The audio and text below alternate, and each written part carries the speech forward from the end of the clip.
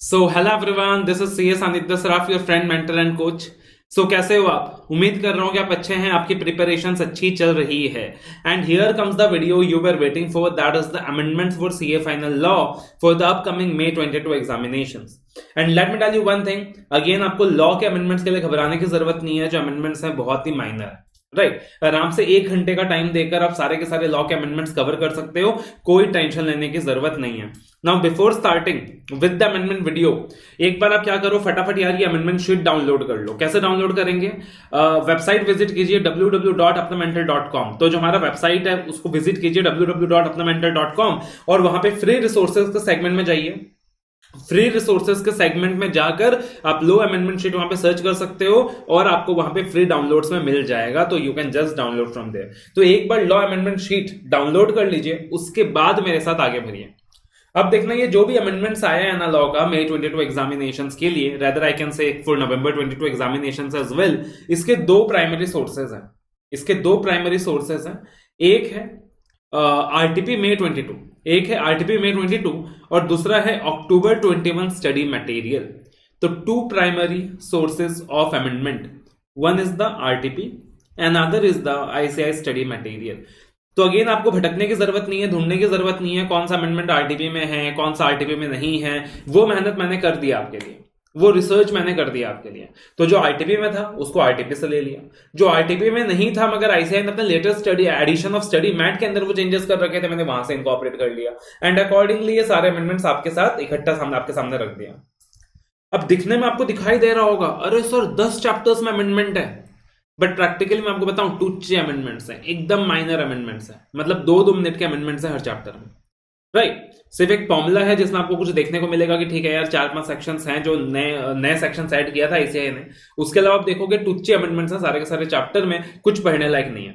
तो फटाफट वीडियो को लाइक कर दो, वीडियो को शेयर कर दो एंड चैनल को सब्सक्राइब कर दो। अब देखना यहाँ पे जो आपको इंडेक्स दिख रहा है, इसमें you can see what are the amendments, what are the topics. तो सबसे पहले अपॉइंटमेंट क्वालिफिकेशन ऑफ डायरेक्टर्स। तो इसमें आप देख सकते हो कि रूल 6 के अंदर एक अमेंडमेंट दिया हुआ है। Appointment and qualification of directors में रूल 6 के अंदर एक अमेंडमेंट दिया हुआ है। अब रूल 6 किस चीज के बारे में था याद करो, exemption from online proficiency self assessment test, है ना। तो अगेन वो जो एग्जम्पशंस थे from online proficiency self assessment test, उसमें ही एक पॉइंट बस ऐड कर दिया, एग्जम्पशन की लिस्ट को थोड़ा सा इनलार्ज कर दिया। तो this is the small amendment in directors. उसके बाद आप इंडेक्स में देखोगे the chapter name is meeting of board and its powers. तो इसके अंदर जो रूल 4 था, that is matters not to be dealt with video conferencing. ऐसे कौन से मैटर्स हैं जो वीडियो कॉन्फ्रेंसिंग के थ्रू डील नहीं किया जा सकता, तो उसको ऑल टुगेदर ओमिट कर दिया गया है। This is another amendment. उसके अलावा we have the chapter of inspection inquiry investigation.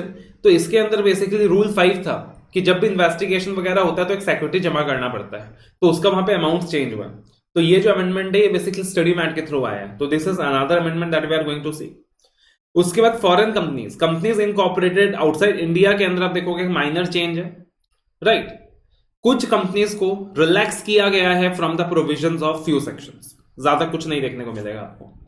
उसके बाद सेबी लोडेड रेगुलेशंस के अंदर कुछ रेगुलेशंस आपको चेंजेस मिलेंगे जो कि बेसिकली कॉमन है ऑडिट लॉ के लिए, क्योंकि ऑडिट के अंदर भी we have audit committee and corporate governance and law के अंदर भी we have SEBI LODR regulations. तो बेसिकली वो कॉमन चेंजेस आपको देखने को मिलेगा both in audit as well as law.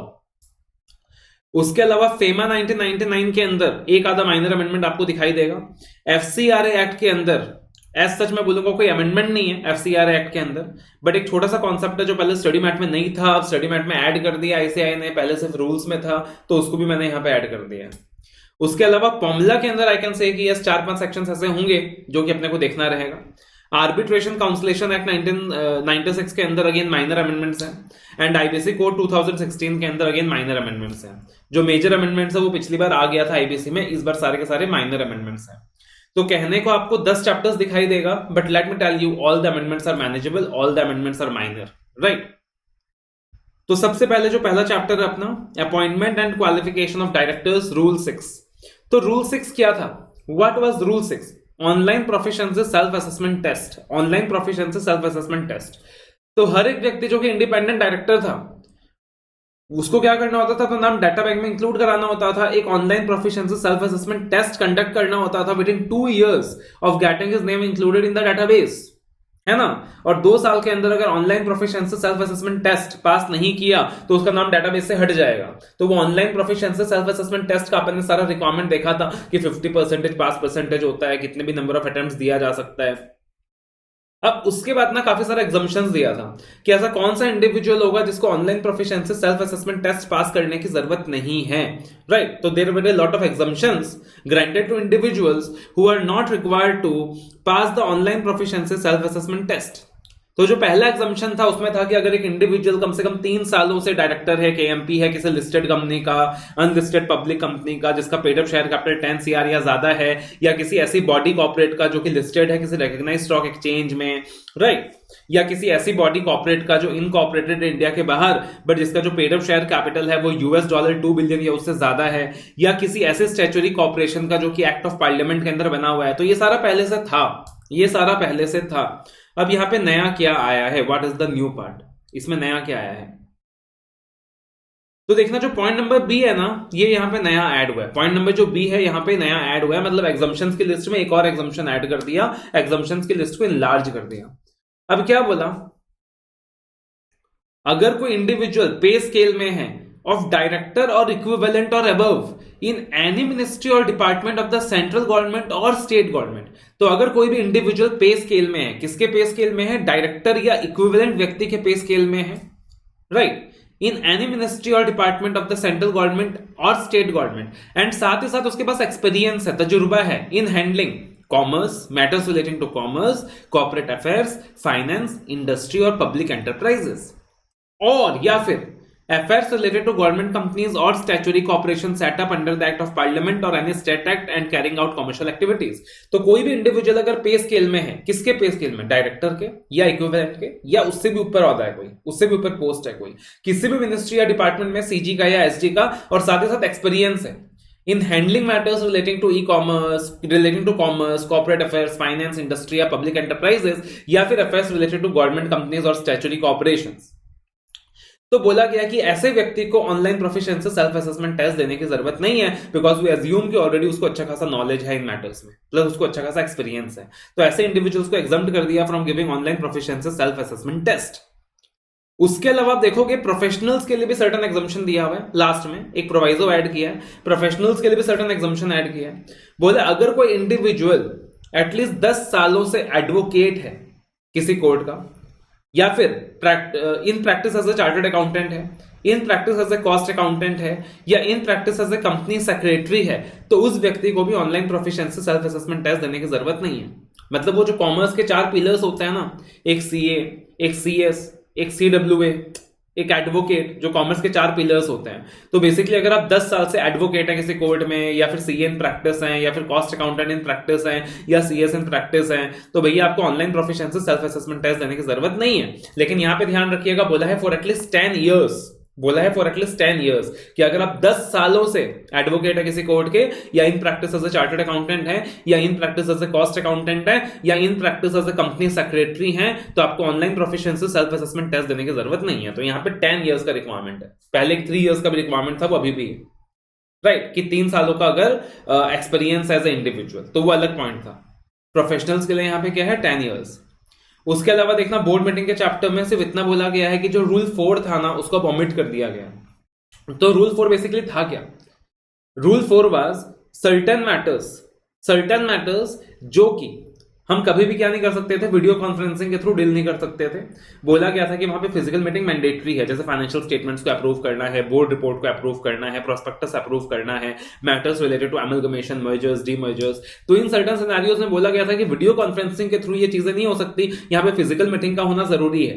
लेकिन फिर जब कोविड आ गया ना, तो कोविड आ गया तो इस चीज में रिलैक्सेशन गवर्नमेंट ने देना शुरू कर दिया कि भैया कोविड के नॉर्म्स चल रहे हैं, तो फिजिकल मीटिंग बुलाना पॉसिबल नहीं है। तो बोला कि आप कुछ टाइम के लिए क्या करो, इन चीजों को भी वीडियो कॉन्फ्रेंसिंग के थ्रू कर लो। तो कोविड जब आ गया तो इन चीजों में गवर्नमेंट ने रिलैक्सेशन देना शुरू कर दिया, और लास्ट में अब गवर्नमेंट को समझ आ गया कि आज की तारीख में भैया कोई भी ऐसी चीज नहीं हो सकती जो वीडियो कॉन्फ्रेंसिंग के थ्रू नहीं हो सकता। आज की तारीख में हर चीज वीडियो कॉन्फ्रेंसिंग के थ्रू पॉसिबल है, इसलिए रूल 4 पूरा का पूरा हटा दिया, रूल 4 पूरा का पूरा ओमिट कर दिया।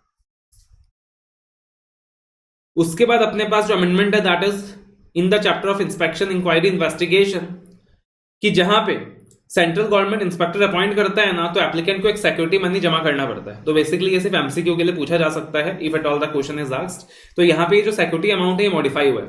आरटीपी में आपको ये कॉन्सेप्ट नहीं मिलेगा, स्टडी मैट में मिलेगा। तो रूल 5 के अंदर बोला गया है, the central government may before appointment of an inspector under section 210 subsection 3 require the applicant to give a security not exceeding 25,000 rupees for the payment of cost and expenses of investigation as per the criteria given below. तो ये जो criteria है amount of security का, ये dependent है as per the turnover of the previous year. तो बोला गया कि अगर turnover as per the previous year balance sheet अगर अप टू 50 CR है तो अमाउंट ऑफ सिक्योरिटी 10,000 होगा। अगर टर्नओवर 50 CR से ज्यादा है और 200 CR तक के रेंज में आता है तो अमाउंट ऑफ सिक्योरिटी 15,000 होगा। लेकिन अगर टर्नओवर का अमाउंट 200 CR से ज्यादा है तो अमाउंट ऑफ सिक्योरिटी 25,000 होगा। एंड इन नो केस वो 25,000 रुपए एक्सीड नहीं कर सकता। तो इन्वेस्टिगेशन का जब भी मामला है तो सिक्योरिटी का मैक्सिमम अमाउंट 25,000 ही हो सकता है। और ये जो सिक्योरिटी का अमाउंट है ये किस चीज पे डिपेंड कर रहा है, as per the turnover of the previous year balance sheet. तो अगर टर्नओवर 50 CR तक ही है तो अमाउंट ऑफ सिक्योरिटी 10,000 होगा। टर्नओवर 50 CR से ज्यादा है बट अप टू 200 CR है तो अमाउंट ऑफ सिक्योरिटी 15,000 होगा। और टर्नओवर 200 CR से ज्यादा है तो अमाउंट ऑफ सिक्योरिटी 25,000 होगा। और अगर बाद में इन्वेस्टिगेशन हुआ और इन्वेस्टिगेशन की वजह से प्रोसिक्यूशन रिजल्ट हो गया, सचमुच फ्रॉड वगैरह का पता चल गया, तो ये जो सिक्योरिटी अमाउंट है ये एप्लीकेंट को रिफंड कर दिया जाएगा, क्योंकि यहाँ पे एप्लीकेंट जेन्युइन था। यहाँ पे एप्लीकेंट ने जो वजह बताई थी इन्वेस्टिगेशन की वो सही थी, तो अकॉर्डिंगली सिक्योरिटी मनी जो है उसे रिफंड कर दिया जाएगा। उसके बाद अगेन फॉरेन कंपनीज के चैप्टर में दो छोटे छोटे अमेंडमेंट्स हैं बेसिकली। पहला है clarification of what is electronic mode, clarification of what is electronic mode in the definition given in section 2 clause 42। तो सेक्शन 2 क्लॉज 42 का जो डेफिनेशन था कि फॉरेन कंपनी क्या है, तो फॉरेन कंपनी मतलब कोई भी कंपनी जो इंडिया के बाहर इनकॉर्पोरेटेड है बट जो इंडिया में बिजनेस कैरी आउट कर रहा है, या तो फिजिकली कैरी आउट कर रहा है या इलेक्ट्रॉनिक मोड के थ्रू कैरी आउट कर रहा है ना। अब जब इलेक्ट्रॉनिक मोड का मतलब हमने देखा था, तो इलेक्ट्रॉनिक मोड में काफी चीजें आ सकती थी।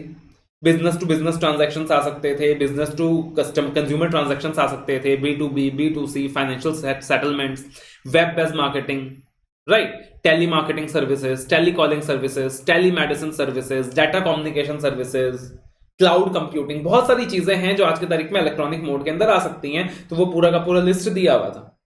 अब यहां पे बेसिकली जस्ट एक छोटा सा क्लैरिफिकेशन है, एंड द क्लैरिफिकेशन इज, देखना एक्सप्लेनेशन यहां पे दिया हुआ है। For the purpose of this clause, electronic based offering of securities, subscription thereof of listing of securities in the international financial services centre set up under section 18 of the special economic zones shall not be constituted as electronic mode।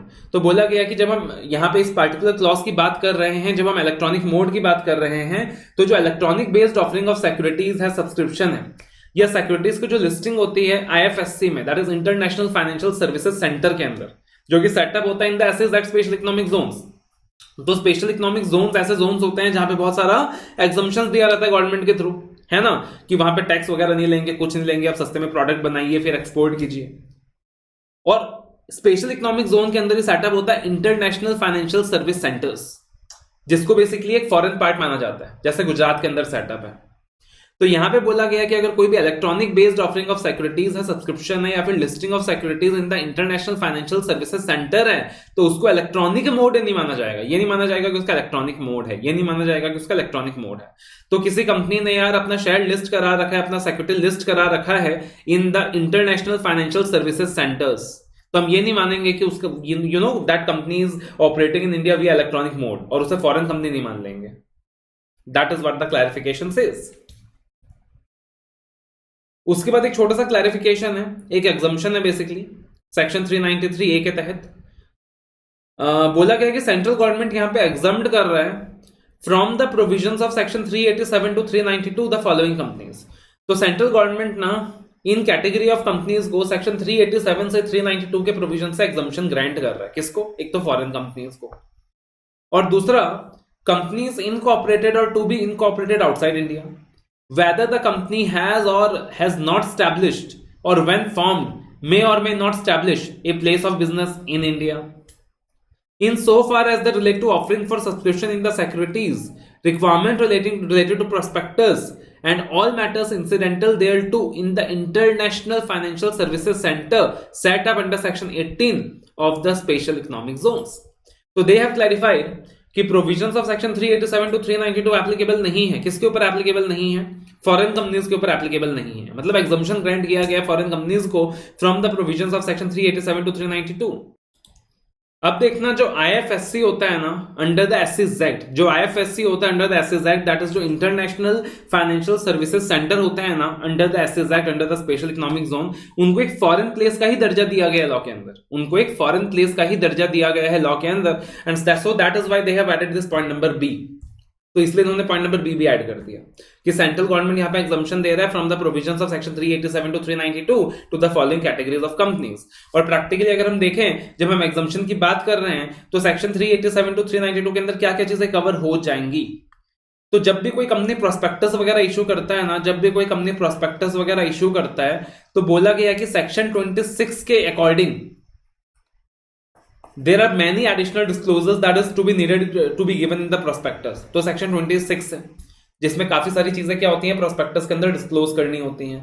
उसके अलावा we have section 34, we have section 35. तो ये सारा prospectus से related है. तो basically ये जो प्रोस्पेक्टस से रिलेटेड जो सेक्शंस है ना इनसे एग्जम्पशन ग्रांट किया गया है. जो प्रोस्पेक्टस से रिलेटेड सेक्शंस हैं इनसे एग्जम्पशन ग्रांट किया गया है. तो सेक्शन 387 टू 392 आप देखोगे अच्छे से तो उसके अंदर वो प्रोस्पेक्टस रिलेटेड पार्ट आता है. तो वो जो प्रोस्पेक्टस रिलेटेड पार्ट है ना उससे एग्जम्पशन ग्रांट किया गया from the two the foreign companies और टू द कंपनीज जो कि इनकॉर्पोरेटेड है or to be incorporated outside India, whether the company has or has not established or when formed may or may not establish a place of business in India in so far as they relate to the offering for subscription of securities in the IFSC.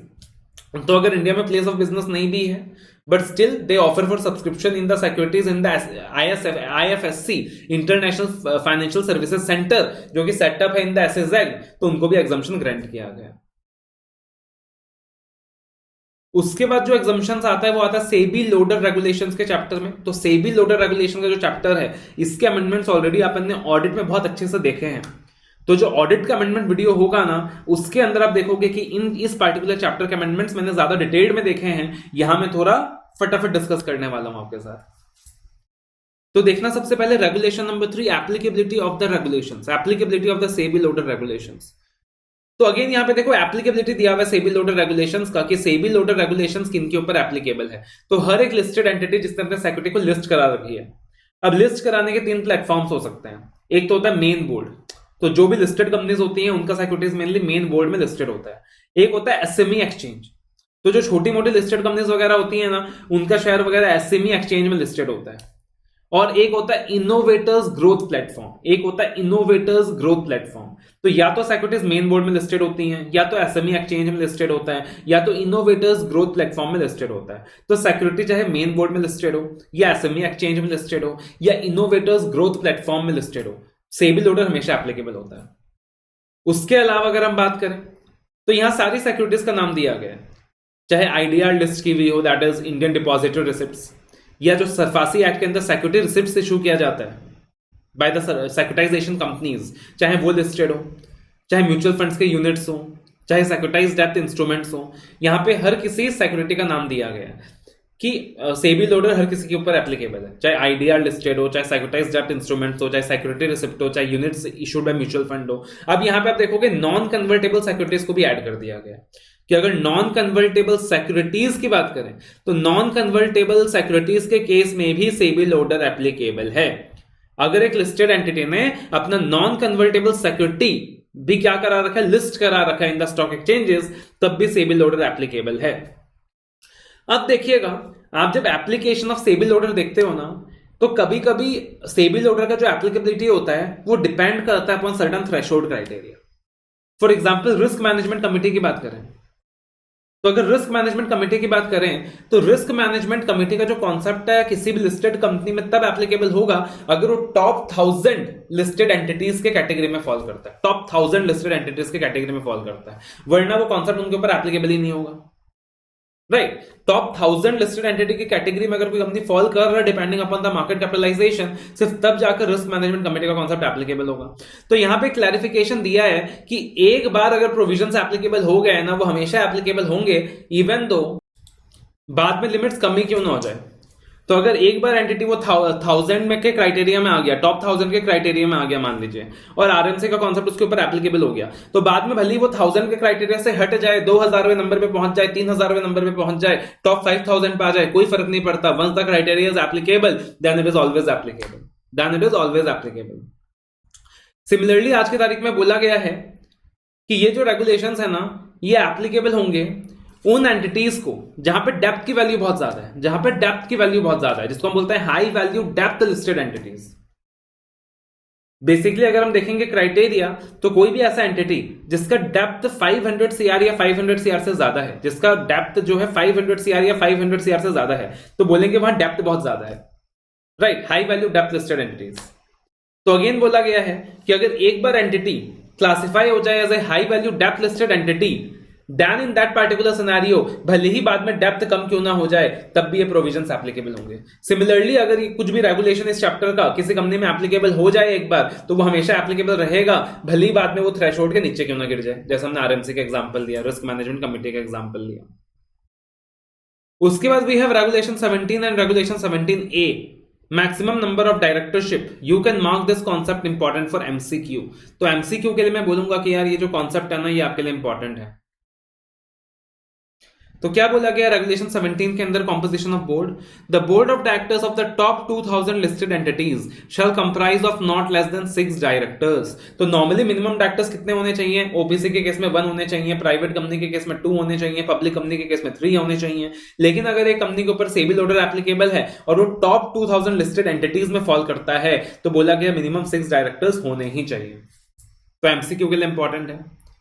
उसके अलावा we have regulation number 17A, that is maximum number of directorship. Maximum number of directorship, याद करो section 165 जो कि normal companies के case में बात करता था कि एक व्यक्ति मैक्सिमम 20 कंपनीज में डायरेक्टर बन सकता है, जिसमें मैक्सिमम 10 पब्लिक कंपनीज हो सकती हैं, और उसके सर्टेन एक्सेप्शंस थे, है ना। तो यहां पे सेबी लॉ और रेगुलेशंस के अंदर वी हैव रेगुलेशन 17A, जो कहता है एक व्यक्ति मैक्सिमम 7 लिस्टेड एंटिटीज के केस में ही डायरेक्टर हो सकता है। एक व्यक्ति मैक्सिमम 7 लिस्टेड एंटिटीज के केस में ही डायरेक्टर हो सकता है। तो the directors of the listed entity shall comply with the following conditions with respect of the maximum number of directorship, including any alternate directorship that can be held by them at any point of time. A person shall not be a director in more than 7 listed entities, provided that a person shall not serve as an independent director in more than 7 listed entities. तो यहां पे क्या बोला गया है? तो basically यहां पे with effect from 1 April 2020 law maker ने रिक्वायरमेंट इंसर्ट किया कि एक व्यक्ति ज्यादा से ज्यादा 7 लिस्टेड एंटिटीज में डायरेक्टर होगा, और उसके बाद एक प्रोवाइजो इंसर्ट किया, और प्रोवाइजो इंसर्ट करके बोला a person shall not serve as a independent director in more than 7 listed entities. तो ये सारी की सारी रिक्वायरमेंट एमसीक्यू के लिए याद रखना है। उसके बाद देखना क्या बोला, not with standing the above, यानी जो भी ऊपर लिखा गया है वो बाहर में जाए, overriding whatever is written above. Any person who is serving as a whole-time director oblique managing director in any listed entity shall serve as an independent director in not more than 3 listed entities. यानी वैसे तो एक individual maximum 7 listed entities तक में independent director बन सकता है, लेकिन अगर वो किसी कंपनी में ऑलरेडी एक होल टाइम डायरेक्टर है या मैनेजिंग डायरेक्टर है, अगर वो किसी लिस्टेड एंटिटी के अंदर ऑलरेडी एक होल टाइम डायरेक्टर है या मैनेजिंग डायरेक्टर है, तो वो ज्यादा से ज्यादा 3 ही लिस्टेड एंटिटीज में इंडिपेंडेंट डायरेक्टर बन सकता है। अब यहाँ पे ध्यान रखने की बात क्या है, for the purpose of this regulation, the count for the number of listed entities on which a person is a director or independent director shall be only those whose equity shares are listed for a stock exchange. तो यहां पे सिर्फ equity की बात हो रही है sir, equity का लिस्ट होना स्टॉक एक्सचेंज में मैंडेटरी है। तो जब बात आ रही है ना कि a person can be independent director in maximum 7 companies, या अगर एक बंदा ऑलरेडी होल टाइम डायरेक्टर है किसी कंपनी का, तो वो मैक्सिमम 3 ही लिस्टेड कंपनीज के अंदर क्या बन सकता है, इंडिपेंडेंट डायरेक्टर बन सकता है। तो यहां पे उन लिस्टेड कंपनीज की बात हो रही है जिनकी इक्विटी शेयर्स लिस्टेड है स्टॉक एक्सचेंज में। तो अगर कोई लिस्टेड कंपनी है जिसका इक्विटी भी लिस्टेड है, प्रेफरेंस भी लिस्टेड है, तो ऑब्वियसली वो कंपनी भी कवर होगा, लेकिन इक्विटी का होना जरूरी है। कोई एक लिस्टेड एंटिटी ऐसा है जिसका सिर्फ डेप्थ लिस्टेड है, इक्विटी लिस्टेड ही नहीं है, तो वो यहां पे कवर नहीं होगा, ठीक है ना। This is something you have to remember कि यहां पे वही लिस्टेड एंटिटीज कवर होंगे जिसका इक्विटी लिस्टेड है। इक्विटी भी लिस्टेड है, डेब्ट भी लिस्टेड है, कोई दिक्कत की बात नहीं है, लेकिन सिर्फ डेब्ट लिस्टेड है तो यहां पे कवर नहीं होगा, for the purpose of this regulation cover नहीं होगा. तो this is something you have to remember. तो regulation 17 and 17A I can say that important for your MCQs in particular. उसके बाद we have regulation number 26, restriction on committee membership. ये भी आपके MCQs के लिए इंपॉर्टेंट है, rather I will say case studies के लिए भी इंपॉर्टेंट है.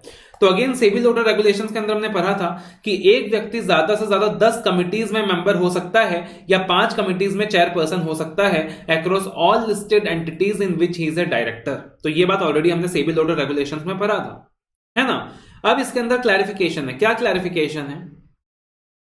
दैट जब हम लिमिट काउंट करेंगे ना, that you know he is a member in 10 committees और ए चेयरपर्सन इन 5 कमिटीज. तो जब अपन ये लिमिट काउंट करेंगे ना, तो इसके अंदर जितनी भी पब्लिक लिमिटेड कंपनीज हैं उन सबको इंक्लूड किया जाएगा, चाहे वो लिस्टेड हो चाहे अनलिस्टेड हो. तो all public limited companies whether listed और नॉट शैल बी इंक्लूडेड. लेकिन अगर हम बात करें तो बाकी जितने भी कंपनीज हैं, including the private limited companies, foreign companies, high value डेप्थ listed entities and section 8 companies shall be excluded. क्या मतलब हो गया कि जब लिमिट काउंट करेंगे कि एक पर्सन कहीं 10 कमिटी से ज्यादा में मेंबर तो नहीं है या 5 कमिटी से ज्यादा में चेयरपर्सन तो नहीं है, तो इसके अंदर हम लोग प्राइवेट लिस्टेड कंपनीज को इग्नोर कर देंगे, इसके अंदर हम लोग फॉरेन कंपनीज को इग्नोर कर देंगे. इसके अंदर अब जो नया एडिशन है, पहले नहीं था, हाई वैल्यू डेप्थ लिस्टेड एंटिटीज को इग्नोर कर देंगे और सेक्शन 8 कंपनीज यानी नॉन प्रॉफिट ऑर्गेनाइजेशंस को भी इग्नोर कर देंगे. और हाई वैल्यू डेप्थ लिस्टेड एंटिटीज क्या हो गया? कोई भी एक ऐसा एंटिटी जिसका डेप्थ 500 CR या 500 CR से ज्यादा है. कोई भी एंटिटी जिसका जो डेप्थ है वो 500 CR या 500 CR से ज्यादा है. तो जब हम काउंट करेंगे इस लिमिट को, that a person should not be a member in more than 10 committees or a chairperson in more than 5 committees. इसमें जितनी भी पब्लिक लिमिटेड कंपनीज है सिर्फ उनको काउंट करेंगे, बाकी जो प्राइवेट लिमिटेड कंपनीज एक्सक्लूड कर देंगे, फॉरेन कंपनीज को एक्सक्लूड कर देंगे, हाई वैल्यू डेप्थ लिस्टेड एंटिटीज को एक्सक्लूड कर देंगे और जो सेक्शन 8 कंपनीज उनको एक्सक्लूड कर देंगे. और यहाँ पे क्लैरिफिकेशन दिया हुआ है कि for the purpose of determination of this limit, chairpersonship and membership of the audit committee and stakeholder relationship committee alone shall be considered. Right. So again, this is the clarification that they have given. उसके बाद we have regulation 27. Other corporate governance requirement. This is again important for MCQ. Listed entity shall submit quarterly compliance report on corporate governance in the format as specified by the board from time to time within 21 days from the end of each quarter. तो पहले ये 15 days था, अभी 21 days है. तो again MCQ के लिए important है कि quarterly compliance report on corporate governance submit करना होगा within 21 days from the end of each quarter. So again this is something that you need to remember for MCQ. और उसके बाद आता है regulation number 21, that is the risk management committee, the most important amendment in this chapter, the SEBI loader regulations. तो देखना, board of directors को क्या करना है? रिस्क मैनेजमेंट कमेटी कंस्टिट्यूट करना है. रिस्क मैनेजमेंट कमेटी के अंदर मिनिमम 3 मेंबर्स होने चाहिए, जिसमें से majority of the members including one independent, जिसमें से मेजॉरिटी ऑफ मेंबर्स क्या होने चाहिए? अगेन इंडिपेंडेंट होने चाहिए. तो the risk management committee shall have minimum 3 members with majority of them being the members of the board. तो बोला कि मिनिमम 3 मेंबर्स होने चाहिए, जिसमें से मेजॉरिटी ऑफ देम बीओडी के मेंबर्स होने चाहिए, इंक्लूडिंग एटलीस्ट 1 इंडिपेंडेंट डायरेक्टर, जिसमें से एक इंडिपेंडेंट डायरेक्टर का प्रेजेंट होना जरूरी है, एक इंडिपेंडेंट डायरेक्टर का प्रेजेंट होना जरूरी है. तो मिनिमम 3 मेंबर्स होने चाहिए, मैक्सिमम बीओडी के मेंबर्स होने चाहिए, एटलीस्ट एक इंडिपेंडेंट डायरेक्टर का प्रेजेंट होना जरूरी है. और अगर एक लिस्टेड एंटिटी है जिसके पास आउटस्टैंडिंग एसआर इक्विटी शेयर्स है, एसआर इक्विटी शेयर्स का मतलब क्या हो गया? Special right, superior right equity shares. तो कुछ ऐसे लिस्टेड एंटिटीज होती हैं जो superior right equity shares issue करती हैं, मतलब some equity shares which have special rights. मे भी एक मेंबर को अपने इक्विटी में भी कुछ मेंबर्स को अपने इक्विटी शेयर इशू कर दिया कि भले ही तुम्हारे पास एक शेयर हो, बट एक शेयर के बदले तुमको 2 वोट मिलेगा. तो देखना होगा कि क्या लिस्टेड एंटिटी ने एसआर इक्विटी शेयर इशू करा है. तो अगर एक लिस्टेड एंटिटी है जिसके पास आउटस्टैंडिंग एसआर इक्विटी शेयर्स है, तो यहां बोला गया है at least 2/3 of the risk management committee shall comprise of independent directors. काफी इंपॉर्टेंट एग्जाम के लिए यहां बोला गया है at least 2/3 of the risk management committee shall comprise of independent directors, and the SR equity shares shall have the same face value as the ordinary shares. अब देखना यहां पे रिस्क मैनेजमेंट कमेटी साल में 2 बार मिलेगा. पहले 1 बार था, साल में 2 बार हो गया. इंपॉर्टेंट है, साल में 2 बार मिलेगा. उसके बाद अगर हम बात करें तो यहाँ पे quorum की requirement, the quorum for the meeting of risk management committee shall be either 2 members और 1/3 of the members of the committee whichever is higher। तो quorum का रिक्वायरमेंट भी एग्जाम के लिए इंपॉर्टेंट रहता है रिस्क मैनेजमेंट कमिटी का, कि either 2 members प्रेजेंट रहने चाहिए या फिर 1/3 of the members of committee whichever is higher, including at least 1 member of the BOD in attendance। उसके बाद बोला गया है that the meetings of the risk management committee shall be conducted in a manner that on a continuous basis not more than 180 days shall elapse between 2 consecutive meetings। तो 2 meetings के बीच 180 days से ज्यादा का गैप नहीं होना चाहिए। तो risk management committee का साल में 2 बार मिलना जरूरी है और 2 मीटिंग्स के बीच 180 डेज से ज्यादा का गैप नहीं होना चाहिए। अब देखना यहाँ पे जो इंपॉर्टेंट है, पहले रिस्क मैनेजमेंट कमेटी का जो कॉन्सेप्ट था ना, वो टॉप 500 लिस्टेड एंटिटीज के ऊपर एप्लीकेबल था, लेकिन अब वो टॉप 500 लिस्टेड एंटिटीज बन गया है top 1000 listed entities determined on the basis of market capitalisation. और साथ ही साथ जो हाई वैल्यू डेप्थ लिस्टेड एंटिटीज हैं उनको भी रिस्क मैनेजमेंट कमेटी कंस्टिट्यूट करना होगा। और हाई वैल्यू डेप्थ लिस्टेड एंटिटी का मतलब तो पता है कि जहां डेप्थ बहुत ज्यादा है, जहां डेप्थ जो है वो 500 CR या 500 CR से ज्यादा है। तो रिस्क मैनेजमेंट कमेटी का जो कॉन्सेप्ट है वो टॉप 1000 लिस्टेड एंटिटीज के ऊपर एप्लीकेबल है, determined on the basis of market capitalisation as at the end of the immediately preceding financial year. और साथ ही साथ जो भी हाई वैल्यू डेप्थ लिस्टेड एंटिटी है उनके ऊपर भी एप्लीकेबल है। और एक बार ये कॉन्सेप्ट एप्लीकेबल हो गया तो हमेशा एप्लीकेबल रहेगा, भली बाद में थ्रेशोल्ड लिमिट कम क्यों ना हो जाए। ये तो हमने applicability of SEBI LODR regulations में भी हमने स्टार्टिंग में डिस्कस कर लिया था। उसके बाद we have regulation 24 sub regulation 5 management of subsidiary companies. तो याद करो हमने वहां पे क्या डिस्कस किया था कि अगर एक लिस्टेड एंटिटी डिस्पोज ऑफ करता है shares in its metal subsidiary, अगर एक लिस्टेड एंटिटी डिस्पोज ऑफ करता है shares in its metal subsidiary जिसकी वजह से जो शेयर होल्डिंग है वो रिड्यूस हो जाता है टू लेस देन 50%, है ना, जिसकी वजह से वो जो शेयर होल्डिंग है वो रिड्यूस हो जाता है टू लेस देन 50%, मतलब जो मेजॉरिटी कंट्रोल है वो खत्म हो जाता है। तो वहां पे स्पेशल रिजोल्यूशन पास करना पड़ता है, वहां पे स्पेशल रिजोल्यूशन पास करना पड़ता है, वहां पे स्पेशल रिजोल्यूशन पास करना पड़ता है except in cases where such divestment is made under a scheme of compromise arrangement और अंडर आईबीसी कोड, ऐसा हमने डिस्कस किया था। अब यहां पे ना वो वर्डिंग थोड़ी सी चेंज हो गई है। जो लेस देन 50% हुआ करता था वो लेस देन और इक्वल टू 50% बन गया है। तो जो लेस देन 50% हुआ करता था वो लेस देन और इक्वल टू 50% बन गया है। That's the only difference. A listed entity shall not dispose of shares in its material subsidiary resulting in reduction of its shareholding to less than or equal to 50% or cease the exercise of control over the subsidiary without passing a special resolution in its general meeting except in cases where such divestment is made under a scheme of arrangement duly approved by the court/tribunal or under the resolution plan duly approved under section 31 of the IBC code। ठीक है ना। तो already same चीज हमने discuss किया था कि अगर मेटल सब्सिडरी को डिस्पोज ऑफ करने की वजह से जो शेयर होल्डिंग है वो 50% से कम रह जाता है तो वहां पे स्पेशल रिजोल्यूशन पास करना पड़ता है। लेकिन अगर वो जो डाइवेस्टमेंट है वो under scheme of compromise arrangement है जिसको कोर्ट ने अप्रूव किया है या आईबीसी कोड के तहत एक रिजोल्यूशन प्लान के तहत है जिसको अप्रूव किया गया है, सो इन दैट पार्टिकुलर सिचुएशन ऐसा पास करने की जरूरत नहीं है। अब वहां पे लेस देन की जगह हो गया है लेस देन और equal to 50%। So this is the only change but again a important change. तो आप देखोगे कि जो सेबी लोडर रेगुलेशंस का चैप्टर है ना, इसके अंदर जो अमेंडमेंट्स हैं वो थोड़े काम के हैं। फिर आता है फेमा का chapter, foreign exchange management regulations 2015। इसमें मैं बोलूंगा कोई भी अमेंडमेंट काम का नहीं है, कोई भी अमेंडमेंट काम का नहीं है। Regulation 15 advance payment against exports. तो यहां पे याद करो क्या पढ़ते थे हम regulation 15 advance payment against exports, कि अगर एक्सपोर्टर को ना एडवांस पेमेंट मिल गया from a buyer oblique third party, क्या मिल गया, एडवांस पेमेंट मिल गया। किस चीज के मिला ये एडवांस पेमेंट, कि भैया आप क्या कर दीजिए, गुड्स को डिस्पैच कर दीजिए। एक एक्सपोर्टर है जिसने माल को एक्सपोर्ट करना है, उसको एडवांस पेमेंट मिल गया। अब एडवांस पेमेंट मिल गया तो उसके ऊपर एक ऑब्लिगेशन आता है कि उसको 1 साल तक ना गुड्स का शिपमेंट करना पड़ता है, 1 साल तक गुड्स का शिपमेंट करना पड़ता है। और जो एडवांस पेमेंट मिला है उसके ऊपर रेट ऑफ इंटरेस्ट भी पे करना पड़ता है। जो एडवांस पेमेंट मिला है उसके ऊपर रेट ऑफ इंटरेस्ट भी पे करना पड़ता है। लेकिन वो जो रेट ऑफ इंटरेस्ट है ना, बोला गया कि that should not exceed 100 basis points over the LIBOR rate, over the London interbank offered rate. 100 basis points का मतलब हो गया 1%। मतलब मान लो अगर लिबोर रेट 4% है तो 4% प्लस 1% 5%, यानी 5% से ज्यादा आप रेट ऑफ इंटरेस्ट पे नहीं कर सकते उस एडवांस के ऊपर। अब इन्होंने खाली इतना बोल के छोड़ दिया, लिबोर रेट और any other applicable benchmark as directed by the RBI. तो अभी के लिए क्या बोला गया, अभी के लिए ये बोला गया कि अगर आपको एडवांस मिला है अगेंस्ट एक्सपोर्ट तो 1 साल के अंदर गुड का शिपमेंट होगा और जो रेट ऑफ इंटरेस्ट पे करोगे that should not exceed 100 basis points over the LIBOR rate.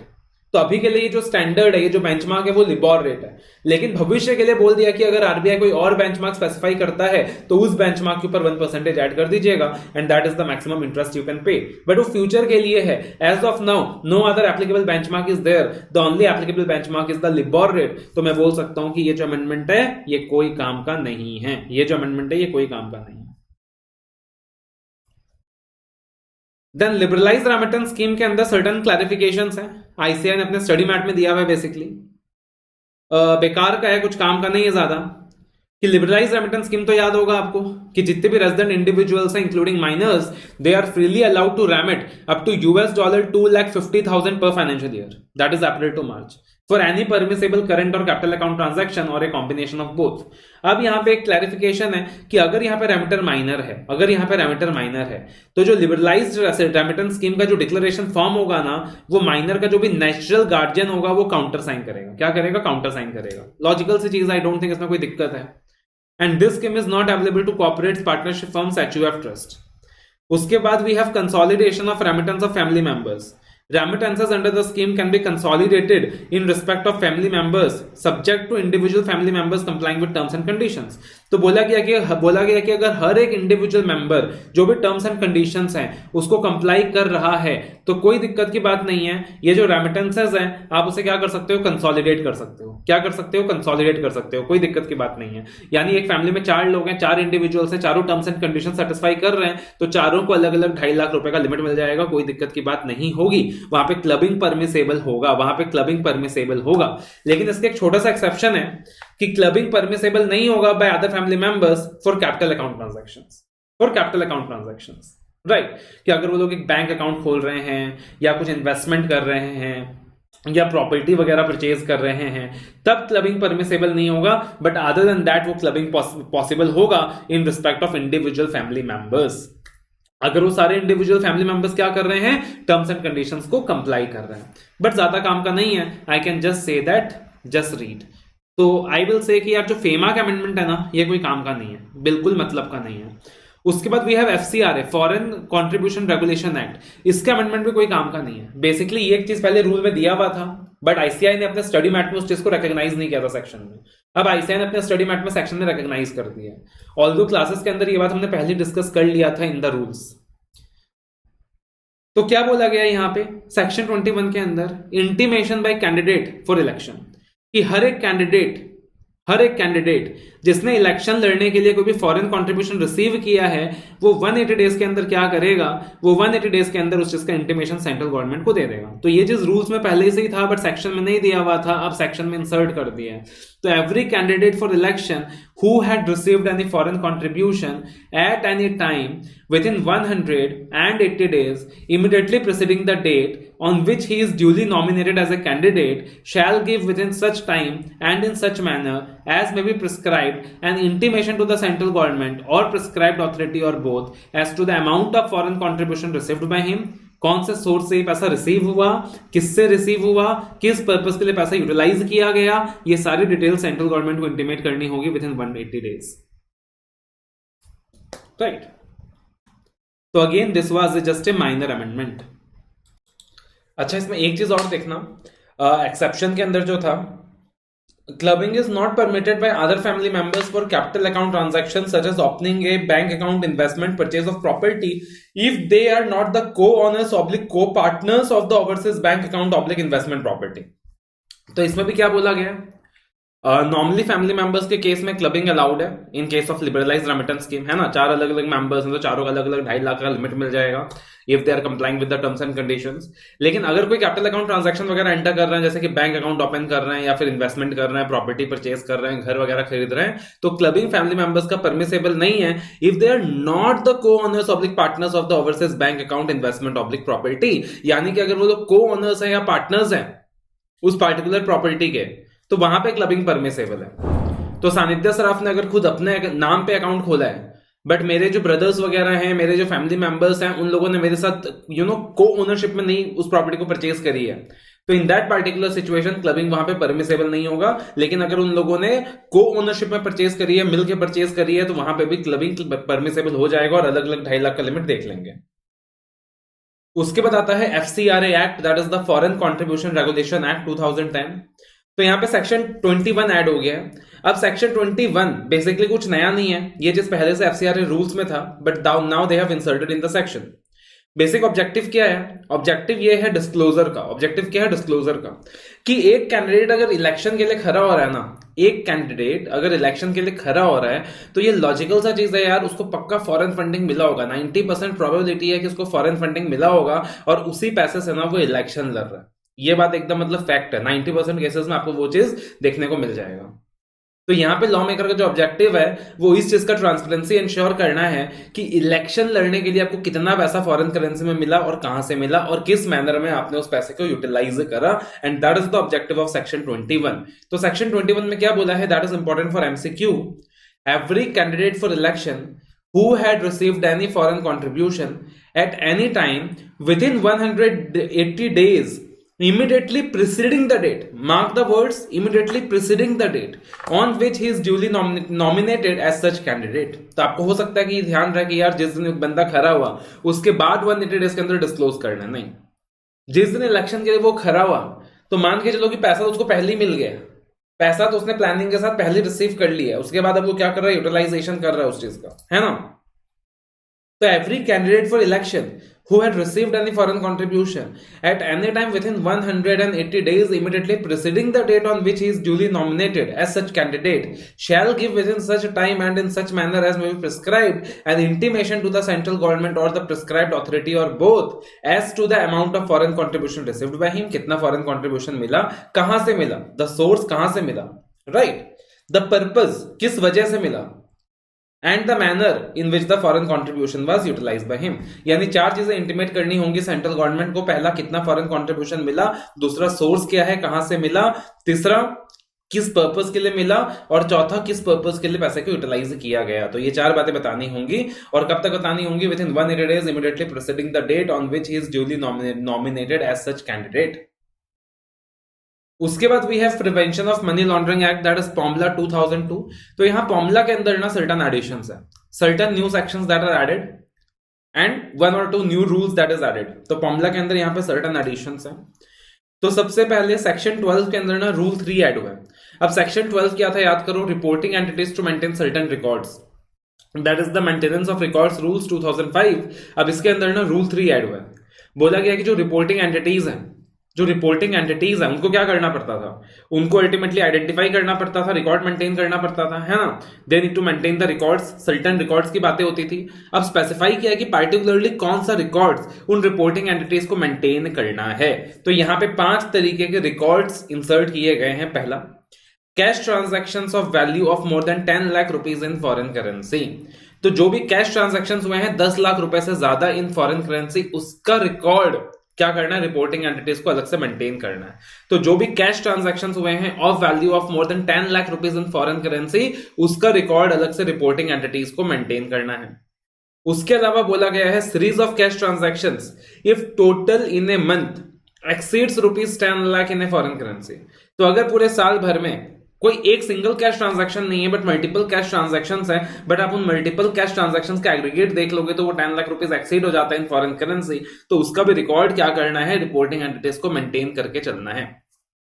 तीसरा, कैश ट्रांजैक्शंस वेयर फोर्स्ड और काउंटरफिट करेंसी और bank notes have been used as genuine. Cash transactions where forged or counterfeit currency or banknotes have been used as genuine, or where any forgery of a valuable security or a document has taken place facilitating the transactions। कि मान लीजिए कि नकली notes है, नकली bank के notes है, forced currency है, कॉन्फिस्केटेड करेंसी है, उनको ना हमने एज जेन्युइन यूज करा है। मतलब सामने वाला बंदे को पता था कि भाई वो फोर्स्ड करेंसी है, डुप्लीकेट करेंसी है, और फिर भी वो क्या कर रहा है? उसको एज जेन्युइन करेंसी यूज कर रहा है बैंक के अंदर। तो उन ट्रांजैक्शंस का रिकॉर्ड भी क्या करना है? रिपोर्टिंग एंटिटीज को मेंटेन करके रखना है। या फिर where any forgery of any valuable security और document has taken place facilitating the transactions. तो अगर ऐसा कोई फॉर्जरी हुआ है किसी वैल्यूएबल सिक्योरिटी का या डॉक्यूमेंट का, तो उसका भी रिकॉर्ड मेंटेन करके चलना है। उसके बाद देखना, underline the word suspicious transactions. जितने भी सस्पिशियस ट्रांजैक्शंस हुए हैं, चाहे वो कैश में हुए हों चाहे कैश में ना हुए हों, जितने भी सस्पिशियस ट्रांजैक्शंस हुए हैं, चाहे वो कैश में हुए हों चाहे वो कैश में ना हुए हों, उनका भी रिकॉर्ड रिपोर्टिंग एंटिटीज को मेंटेन करना है, चाहे वो किसी भी फॉर्म में हो, चाहे डिपॉजिट्स के फॉर्म में हो, चाहे विड्रॉवल्स के फॉर्म में हो, चेक के फॉर्म में हो, लोन्स एडवांसेस के फॉर्म में हो, मनी ट्रांसफर के फॉर्म में हो, किसी भी फॉर्म में हो। क्या एग्जाम्पल्स हो सकता है सस्पिशियस ट्रांजैक्शंस का? फॉर एग्जाम्पल, मान लीजिए एक बंदा जिसके बैंक अकाउंट में नॉर्मली 1 लाख रुपए से ज्यादा कभी भी नहीं रहता है, सडनली उसके अकाउंट में 10 लाख रुपए जमा होता है। एक बंदा जिसका मंथली रेमिटेंस अकाउंट से मुश्किल से 10,000 रुपए हर महीना होता है, 10,000, 20,000, 30,000, अचानक से पता चल रहा है कि 10 लाख रुपए उसके अकाउंट में आ रहे हैं और 10 लाख में से 10 लाख अकाउंट से जा भी रहे हैं, फिर दूसरे 10 लाख आ रहे हैं, फिर 10 लाख जा भी रहे हैं। तो भैया एक बंदा जिसके अकाउंट में जो मंथली ट्रांजेक्शन है वो 10,000, 20,000, 30,000, 50,000 होता था, अब वही ट्रांजेक्शन की वैल्यू 10 लाख तक पहुंच गई है, तो क्या गड़बड़ है भैया, क्या चक्कर है ना? मान लो एक बंदा है जिसका डीलिंग हमेशा लोकल सिटी के अंदर रहता था, नॉर्मली उसके जितने भी डीलिंग्स होते थे, ट्रांसफर्स होते थे, वो with in the local city होता था, और अब पता चल रहा है कि मॉरिशस से उसका ट्रांजैक्शन हो रहा है, his transaction with the bank is connected with a foreign origin, तो वो भी क्या हो सकता है? सस्पिशियस ट्रांजैक्शन हो सकता है। तो कुछ भी ऐसा जो कॉम्प्लेक्स है, कुछ भी ऐसा जो जस्टिफाइड नहीं लग रहा। एक बंदा क्या कर रहा है यार, पैसा एफडी में लगा रहा है, एफडी से तोड़ रहा है, फिर गोल्ड में लगा रहा है, फिर गोल्ड फिर गोल्ड को रिडीम कर रहा है, फिर पैसा कहीं और लगा रहा है, तो कॉम्प्लेक्स ट्रांजैक्शन का सीरीज क्रिएट कर रहा है, तो सस्पिशियस ट्रांजैक्शन। तो कोई भी अगर ऐसा सस्पिशियस ट्रांजैक्शन है, चाहे वो कैश में हो या नॉन कैश में हो, उसका भी रिकॉर्ड मेंटेन करना है। और फाइनली बोला गया है, all transactions involving receipts by non-profit organizations of value more than 10 lakh rupees or its equivalent in foreign currency। तो जितने भी नॉट प्रॉफिट ऑर्गेनाइजेशन है, एनपीओज हैं, अगर इनको 10 लाख रुपए या उससे ज्यादा रिसिप्ट मिल रहा है, तो कोई भी अगर नॉन पीओ है, एनपीओ है, और अगर इनको 10 लाख रुपए या उससे ज्यादा का क्या मिल रहा है, रिसिप्ट मिल रहा है और its equivalent in foreign currency, तो उसका भी क्या करना है? रिकॉर्ड मेंटेन करना है। बिकॉज आज की तारीख में हमने देखा है कि ज्यादातर जो फ्रॉड्स वगैरह होता है ना, वो एनपीओस के थ्रू रूट होता है। तो इसलिए पार्टिकुलरली एनपीओस के केस में रिक्वायरमेंट दिया हुआ है कि अगर 10 लाख रुपए से ज्यादा का रिसिप्ट है तो उसका रिकॉर्ड मेंटेन करना है। तो इन सारी चीजों का जो रिकॉर्ड्स है वो रिपोर्टिंग एंटिटी को मेंटेन करना है। कैश ट्रांजेक्शन के आप देखो 3 पॉइंट हो गए, पहला, दूसरा, तीसरा, राइट।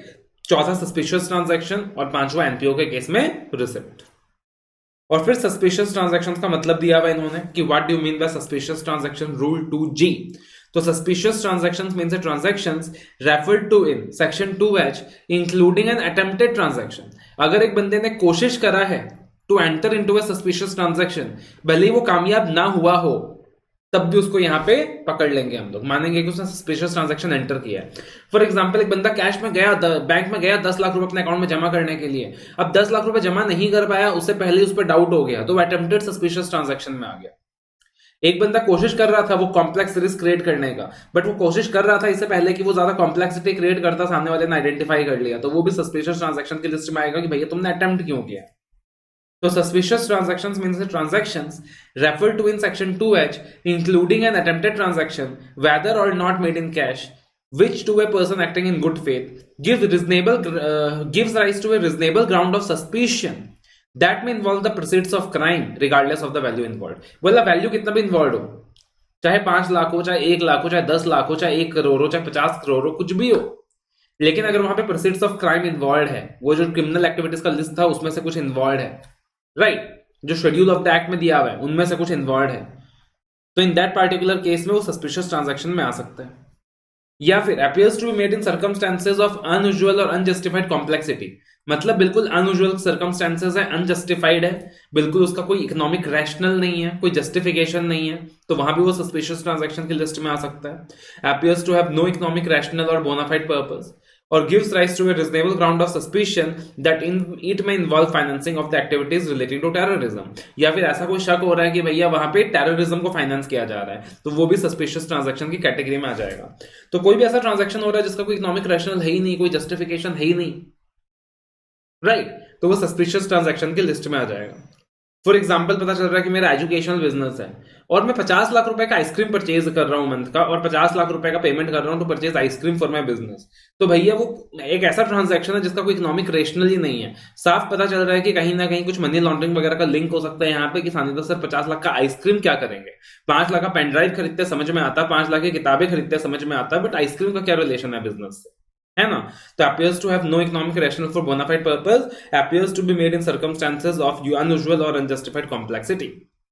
और फिर रूल 4 के अंदर बोला हुआ है कि रिकॉर्ड्स के अंदर ना प्रॉपर इंफॉर्मेशन होगा about nature of transactions, amount of transactions, date of transactions and parties of transaction. तो कैश ट्रांजैक्शन था, नॉन कैश ट्रांजैक्शन था, डिपॉजिट था, मनी ट्रांसफर था, कितना अमाउंट इन्वॉल्व था, कौन सी तारीख में ट्रांजैक्शन हुई है, कौन कौन से पार्टीज इन्वॉल्व थे ट्रांजैक्शन के अंदर, ये सारा रिकॉर्ड प्रॉपर्ली मेंटेन करके चलना है। उसके बाद we have rule 5, procedure and manner of maintaining information. Records hard copy soft copy दोनों में मेंटेन किया जाएगा in accordance with the procedure and manner specified by the regulator. For example bank है तो वो आरबीआई के गाइडलाइंस के according जो भी रिक्वायरमेंट है हार्ड कॉपी में मेंटेन करना है, सॉफ्ट कॉपी में मेंटेन करना है, वो सारा कुछ फॉलो करेगा। और साथ ही साथ internal mechanism banking company develop करेंगी, फाइनेंशियल इंस्टीट्यूशंस इंटरमीडिएरीज डेवलप करेंगी टू मेंटेन सच इंफॉर्मेशन। तो जो भी प्रोसीजर रेगुलेटर बताएगा plus the internal mechanism adopted by the banking institution और the internal mechanism adopted by the financial institution and intermediary. उसके बाद देखना यहाँ पे फॉर्मूला के अंदर ना 5 नए सेक्शंस एडेड है, हालांकि ज्यादा काम का कुछ नहीं है। इफ यू रिमेंबर जो हमने पूरा चैप्टर स्टडी किया था सेक्शन 55 से लेकर 57 तक, जो एक कॉन्ट्रैक्टिंग स्टेट वाला चैप्टर था, है ना, जो कॉन्ट्रैक्टिंग स्टेट वाला, कि हमारा जो इंडियन गवर्नमेंट होता है वो कॉन्ट्रैक्टिंग स्टेट के साथ एक ट्रीटी एंटर करता है कि हम लोग क्या करेंगे, आपस में एक्सचेंज ऑफ इंफॉर्मेशन करेंगे सो दैट मनी लॉन्ड्रिंग एक दूसरे के देश में ना हो पाए, या फिर एक दूसरे के देश के अंदर अगर मनी लॉन्ड्रिंग हो रहा है तो वहां पे गिल्टी लोगों को पकड़ा जा सके। तो जैसे कि मैंने एग्जांपल लिया था कि मान लो भाई सपोज मैंने क्रिमिनल एक्टिविटी करके कुछ पैसा कमाया और बाद में प्रॉपर्टी जाके दुबई में परचेज कर ली, तो दुबई गवर्नमेंट के साथ अगर गवर्नमेंट का वहां पे अंडरस्टैंडिंग है, ट्रीटी है, तो वहां पे दुबई के अंदर मेरी प्रॉपर्टी का पता लगाने के लिए यहाँ की गवर्नमेंट को क्या करना पड़ेगा, दुबई गवर्नमेंट की हेल्प लेनी होगी। यहाँ की गवर्नमेंट को क्या करना होगा, दुबई गवर्नमेंट की हेल्प लेनी होगी। एंड सिमिलरली अगर दुबई का एक बंदा इंडिया में प्रॉपर्टी परचेज कर रहा है from the black money he has earned in Dubai, तो अगर दुबई की गवर्नमेंट को उस व्यक्ति का पता लगाना है तो उसको इंडियन गवर्नमेंट की हेल्प लेनी होगी। तो वो लोग क्या कर लेते हैं, आपस में एक ट्रीटी साइन कर लेते हैं फॉर एक्सचेंज ऑफ इंफॉर्मेशन और एक दूसरे को असिस्ट करते हैं, राइट, दे असिस्ट ईच अदर। तो उसी के रेफरेंस में यहाँ पे सेक्शन ऐड हुआ है, section 58A, section 58B, section 60, 61, 67, 68। तो सेक्शन 58A क्या है, special court to release the property, special court to release the property where on closure of the criminal case or conclusion of a trial in criminal court outside India under the corresponding law of any country, such court finds that the offence of money laundering has not taken place or the property in India is not involved in money laundering, the special court may on application moved by the concerned person or the director after notice to the other party order release of such property to a person entitled to receive it। क्या मतलब हो गया इसका, special court to release such property. बोले कि कोई criminal case चल रहा था इंडिया के बाहर, कोई क्रिमिनल केस चल रहा था इंडिया के बाहर, मान लो दुबई के अंदर मेरा एक केस चल रहा था, ठीक है, और दुबई गवर्नमेंट का ये एलिगेशन था वहां पे कि भाई सानिध्य सराफ ने यहाँ पे मुंबई में कोई प्रॉपर्टी परचेज कर रखा है from the black money he has earned in Dubai, right. And accordingly यहाँ पे जो स्पेशल कोर्ट था, यहाँ पे जो स्पेशल कोर्ट था उसने उस प्रॉपर्टी को कॉन्फिस्केट किया हुआ था, जब्त किया हुआ था, बिकॉज मेरे अगेंस्ट वो केस चल रहा था, कार्रवाई चल रही थी, बट वो कार्रवाई हो गया क्लोज, वो जो ट्रायल है वो हो गया conclude in that criminal court outside India, और ये पाया गया कि मैं दोषी नहीं हूं, और वो जो प्रॉपर्टी है जिसकी बात हो रही थी जो बॉम्बे के अंदर बेस्ड है, जो बॉम्बे के अंदर लोकेटेड है, वो मनी लॉन्ड्रिंग में इन्वॉल्व नहीं है, वो मनी लॉन्ड्रिंग में क्या नहीं है, इन्वॉल्व नहीं है। तो इन दैट पार्टिकुलर सिनेरियो क्या बोला गया है, the special court may on application moved by the concerned person or the director after notice to the other party order release of such property to the person entitled to receive it। तो special court क्या करेगा, finally order जारी कर देगा to release such property, कि भाई जिसकी वो प्रॉपर्टी जेन्युइनली है उस बंदे को वो प्रॉपर्टी दोबारा से मिल जाए। तो स्पेशल कोर्ट वहां पे क्या कर देगा, प्रॉपर्टी को रिलीज करने का ऑर्डर दे देगा। उसके बाद we have section 58B, letter of request of a contracting state और अथॉरिटी फॉर कॉन्फिस्केशन और release the property. Letter of request of a contracting state और अथॉरिटी फॉर कॉन्फिस्केशन और रिलीज द प्रॉपर्टी। तो यहां पे बोला हुआ है कोई ट्रायल चल रहा है under the corresponding law of any other country, तो कोई कार्रवाई चल रही है, बट वो कार्रवाई कंक्लूड नहीं हुआ।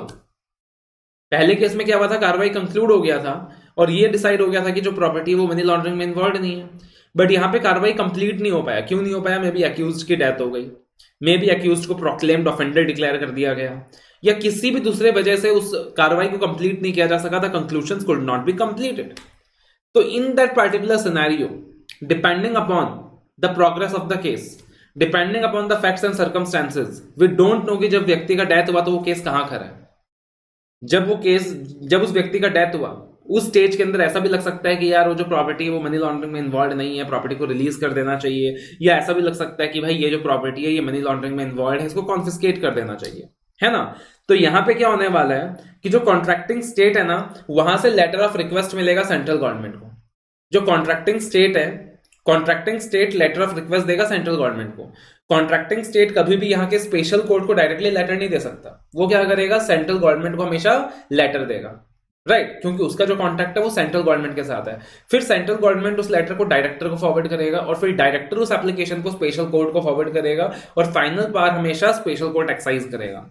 तो जो प्रोसेस है वो हमेशा यही चलता है कि सबसे पहले कॉन्ट्रैक्टिंग स्टेट आता है, कॉन्ट्रैक्टिंग स्टेट यहां पे क्या करता है, लेटर ऑफ रिक्वेस्ट देता है सेंट्रल गवर्नमेंट को, फिर सेंट्रल गवर्नमेंट क्या करता है, एप्लीकेशन फॉरवर्ड करता है डायरेक्टर को,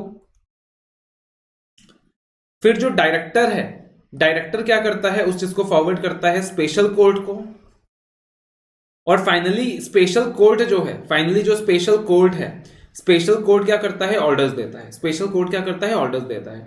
तो यहां पे यही वाली चीज होने वाली है कि जो भी यहाँ पे कॉन्ट्रैक्टिंग स्टेट है वो लेटर ऑफ रिक्वेस्ट देगा सेंट्रल गवर्नमेंट को, सेंट्रल गवर्नमेंट फॉरवर्ड करेगा डायरेक्टर को, और डायरेक्टर के थ्रू आएगा स्पेशल कोर्ट के पास, और स्पेशल कोर्ट फाइनली क्या करेगा, एप्रोप्रिएट ऑर्डर पास करेगा कि प्रॉपर्टी को कॉन्फिस्केट करना है या प्रॉपर्टी को रिलीज कर देना है based on the facts and circumstances of the case. तो सेक्शन 58B इज कि वो जो ट्रायल है वो कंक्लूड नहीं हो पाया क्योंकि अक्यूज्ड की डेथ हो गई या फिर अक्यूज्ड को प्रोक्लेम्ड ऑफेंडर मान लिया गया। उसके बाद वी हैव सेक्शन 60, अच्छा सेक्शन है, attachment, seizure and confiscation etcetera of a property in a contracting state. तो यहां पे क्या हुआ है, attachment, seizure and confiscation etcetera of a property in a contracting state, कि जो प्रॉपर्टी कॉन्ट्रैक्टिंग स्टेट के अंदर है उसको अटैच करने का ऑर्डर पास किया जा रहा है, सीज करने का ऑर्डर पास किया जा रहा है, नाम से पता चल रहा है। तो order for execution of letter of request where the director has made an order for attachment of any property under section 5 or freezing under section 17 subsection 1A, or adjudicating authority has made an order relating to a property under section 8, or where special court has made an order of confiscation relating to a property under section 8 subsection 5 or section 8 subsection 6, and such property is suspected to be in a contracting state, the special court on an application made by the director or administrator as the case may be issue a letter of request to a court or authority in the contracting state for the execution of such order। तो भैया यहां पे क्या हो रहा है, जो भी डायरेक्टर है, एडमिनिस्ट्रेटर, उसको लग रहा है कि सानिध्य सराफ का जो प्रॉपर्टी दुबई में है ना वो पक्का क्या है, मनी लॉन्ड्रिंग में इन्वॉल्व है, और उस प्रॉपर्टी को क्या करना पड़ेगा, अटैच करना पड़ेगा। तो अकॉर्डिंगली यहां पे क्या किया जा रहा है, the director has made an order for attachment of property under section 5। तो हमने सेक्शन 5 के अंदर अटैचमेंट ऑफ प्रॉपर्टी का कॉन्सेप्ट देखा था, सेक्शन 5 सेक्शन 8, या फिर freezing of property under section 17 subsection 1A, या फिर एडजुडिकेटिंग ऑथोरिटी ने क्या किया था, ऑर्डर पास किया था relating to a property under section 8, या फिर स्पेशल कोर्ट ने क्या किया था, उस कॉन्फिस्केशन के ऑर्डर को कंफर्म किया था अंडर सेक्शन 8 सबसेक्शन 5 और सेक्शन 6, लेकिन वो प्रॉपर्टी कहां पे है, कॉन्ट्रैक्टिंग स्टेट में है।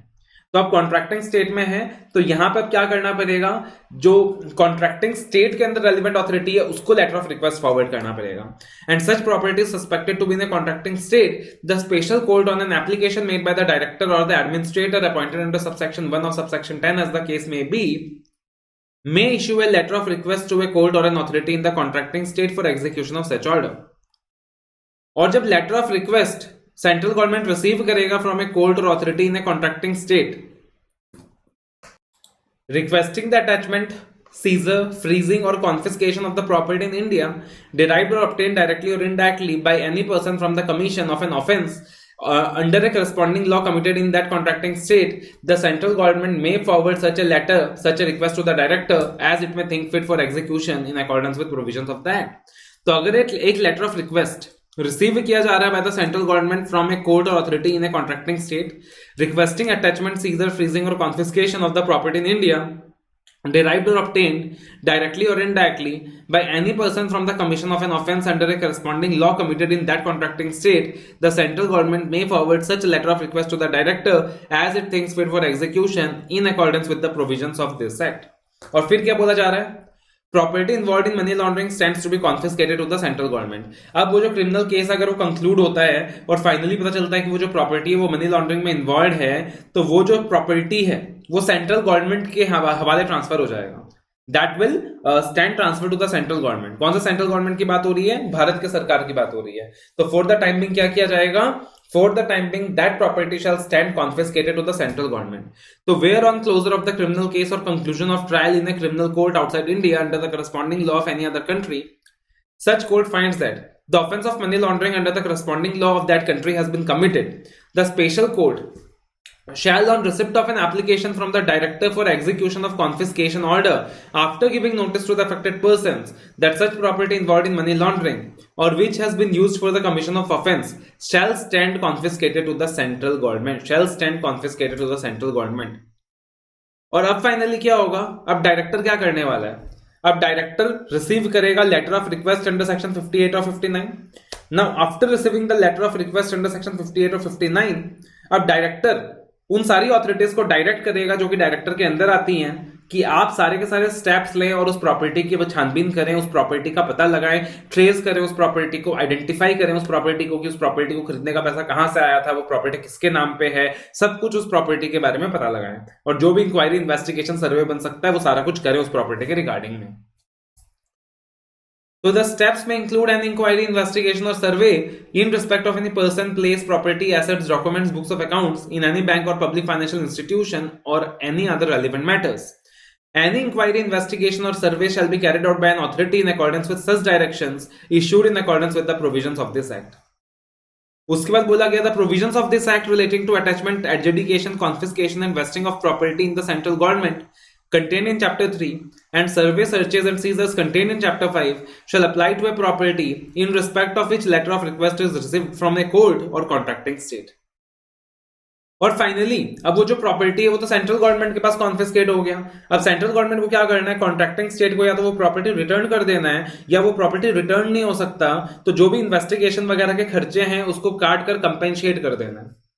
So where any property in India is confiscated as a result of execution of a request from a contracting state in accordance with the provisions of this act, the central government may either return such property to the requesting state or compensate that state by disposal of such property on mutually agreed terms that will take into account deduction for reasonable expenses incurred in investigation, prosecution or judicial proceedings leading to the return or disposal of the confiscated property।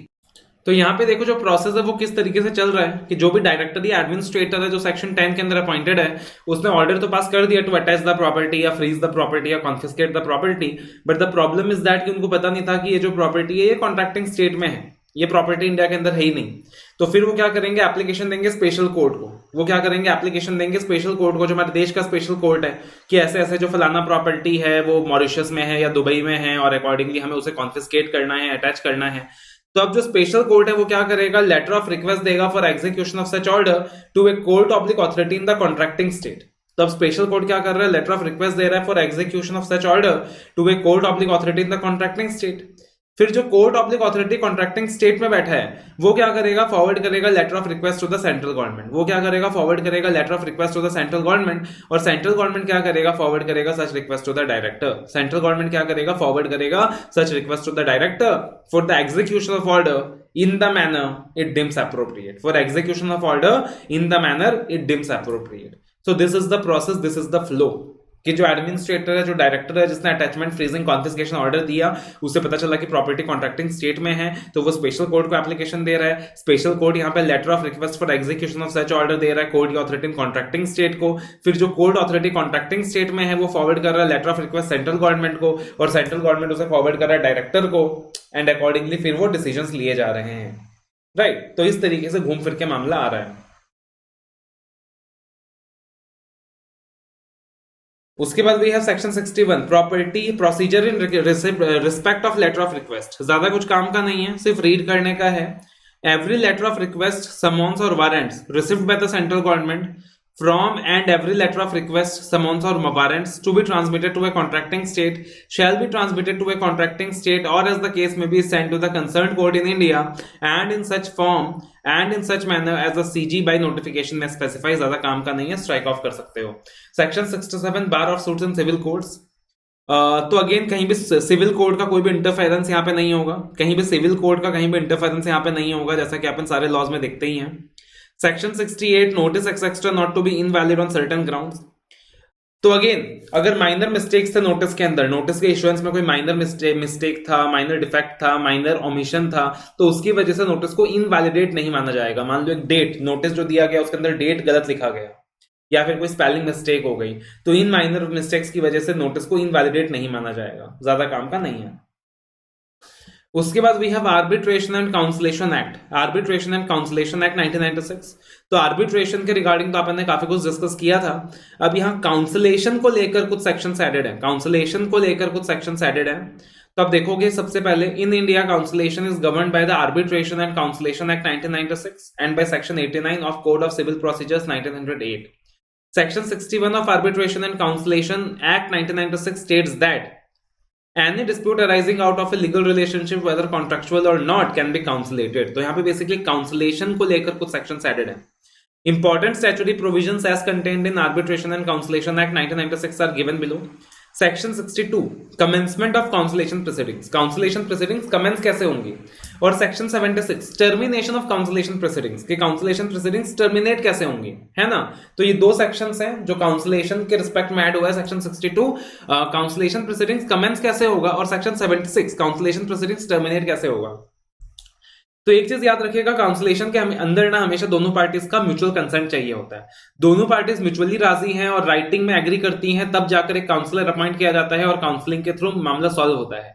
लेकिन दोनों में से कोई भी एक party अगर मान लो बीच में भी मना कर देता है कि भाई I am not happy with the conciliation और मैं नहीं चाहता कि काउंसलेशन के थ्रू मामला सॉल्व हो, तो ये जो काउंसलेशन प्रोसीडिंग्स है वही टर्मिनेट हो जाता है। This is the biggest difference between conciliation and arbitration, right. तो सबसे पहले है section 62 commencement of conciliation proceedings. तो सबसे पहले बोला गया कि एक पार्टी जो काउंसलेशन चाहता है वो दूसरे पार्टी को रिटर्न में इन्विटेशन देगा कि भैया हमारा जो डिस्प्यूट है वो फलाने मुद्दे को लेकर है, फलाने चीज को लेकर है, और मुझे लगता है कि काउंसलेशन एक्ट के तहत काउंसलेशन प्रोसीडिंग्स के थ्रू हमारा मामला सॉल्व किया जा सकता है। तो एक पार्टी राइटिंग में क्या कर रहा है, दूसरे पार्टी को इन्विटेशन भेज रहा है, और फिर दूसरा पार्टी क्या करेगा, उस इन्विटेशन को पढ़ेगा और एक्सेप्टेंस दे देगा, तब जाकर क्या हो जाएगा, काउंसलेशन प्रोसीडिंग शुरू हो जाएगा। लेकिन दूसरे पार्टी ने अगर रिजेक्ट कर दिया, दूसरे पार्टी ने रिजेक्ट कर दिया, या फिर सामने वाले का जो इन्विटेशन है उसका जवाब नहीं दिया, 30 डेज से ज्यादा हो गया जवाब नहीं दिया, तो माना जाएगा कि उसने क्या कर दिया, रिजेक्ट कर दिया इन्विटेशन को। एकदम सिंपल सी चीज है। तो एक पार्टी यहाँ पे रिटर्न इन्विटेशन भेजती है दूसरे पार्टी को, दूसरा पार्टी या तो एक्सेप्ट कर लेता है, जो इन्विटेशन भेजा जाता है वो भी राइटिंग में होता है, जो एक्सेप्टेंस आता है वो भी राइटिंग में होता है, तो काउंसलेशन कमेंस हो जाता है। लेकिन अगर एक पार्टी ने रिजेक्ट कर दिया या 30 डेज के अंदर जवाब नहीं दिया, तो उसको भी रिजेक्शन ही माना जाएगा। The party initiating cancellation shall send to the other party a written invitation to conciliate under this part, briefly identifying the subject of the dispute. Cancellation proceedings shall commence when the other party accepts in writing the invitation to conciliate. If the other party rejects the invitation, there will be no cancellation proceedings. If the other party initiating cancellation does not receive a reply within 30 days from the date on which he sends the invitation, or within such other period specified in the invitation, he may elect to treat this as a rejection of the invitation to conciliate, and if he so elects, he shall inform in writing the other party accordingly. मतलब simple है, ज्यादा कुछ technical नहीं है। उसके बाद we have section 76 termination of conciliation proceedings. तो देखो यार, ये जो काउंसलेशन प्रोसीडिंग्स है ये टर्मिनेट कब होगा, तो अल्टीमेटली जब दोनों पार्टीज मान जाए, जो काउंसलर का फैसला उसको एग्री कर जाए, finally they agree to come to an settlement, finally they agree to come to a settlement, और दोनों पार्टी साइन कर दे सेटलमेंट एग्रीमेंट, तो अपने आप ही काउंसलेशन प्रोसीडिंग क्या हो जाएगा, खत्म हो जाएगा। या फिर काउंसलेटर को लगता है कि भैया, काउंसलेटर को लगता है, मान लो काउंसलेशन चल रहा है वहां पे, और काउंसलेटर को लगता है कि भैया डिस्प्यूट तो सॉल्व नहीं हो रहा काउंसलेशन से, और अब ये कितना भी काउंसलेशन प्रोसीडिंग्स के थ्रू मामले को तुम घसीट लो, बट इससे कोई फायदा नहीं होने वाला। सो इन दैट पार्टिकुलर सिचुएशन काउंसलेटर क्या कर सकता है, रिटन डिक्लेरेशन दे सकता है after consulting with the parties कि भैया जो भी फर्दर एफर्ट्स है काउंसलेशन में वो लगाना बिल्कुल जस्टिफाइड नहीं है, बेकार है, एंड अकॉर्डिंगली हम काउंसलेशन प्रोसीडिंग्स टर्मिनेट कर रहे हैं। या फिर ऐसा भी हो सकता है कि दोनों पार्टीज आपस में एग्री होकर एक रिटन डिक्लेरेशन दे रही है काउंसलेटर को कि हम काउंसलेशन प्रोसीडिंग से बाहर आना चाहते हैं। या फिर ऐसा भी हो सकता है कि कोई एक पार्टी खाली राइटिंग में दे दे दूसरे पार्टी को और काउंसलेटर को कि मैं जो काउंसलेशन का प्रोसीडिंग्स है उससे बाहर आना चाहता हूं, बिकॉज अल्टीमेटली काउंसलेशन में क्या होगा कि it has to be win win decision between both of them, एक म्यूचुअल अंडरस्टैंडिंग होना चाहिए रिटर्न में। तो या तो दोनों पार्टीज मना कर रही है राइटिंग में, काउंसलर को बता रही है, या एक पार्टी भी मना कर रहा है दूसरे पार्टी को बता रहा है, काउंसलेटर को बता रहा है, तो इन पर्टिकुलर केसेस के अंदर टर्मिनेशन ही माना जाएगा, टर्मिनेशन ऑफ काउंसलेशन प्रोसीडिंग्स ही माना जाएगा। Section 76, termination of cancellation proceedings. The cancellation proceedings shall be terminated by the signing of the settlement agreement by the parties on the date of the agreement, or by a written declaration of the cancelator after consulting with both the parties to the effect that further efforts at cancellation are no longer justified on the date of declaration, or by a written declaration of the parties addressed to the cancelator to the effect that cancellation proceedings are terminated on the date of declaration, or by a written declaration of a party to the other party and the cancelator if appointed to the effect that the cancellation proceedings are terminated on the date of declaration. उसके बाद IBC code है, तो IBC code 2016 के अंदर basically एक दो छोटे मोटे क्लैरिफिकेशन हैं.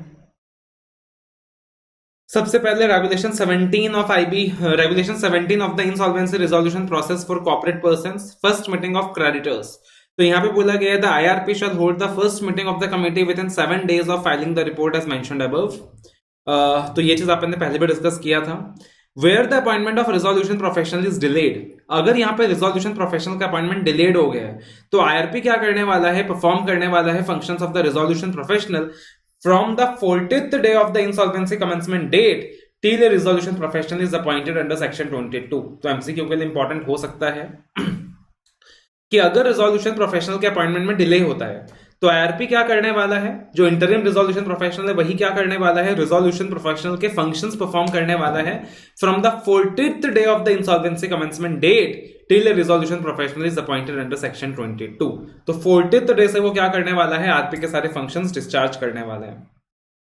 उसके बाद we have regulation 18, meetings of the committee.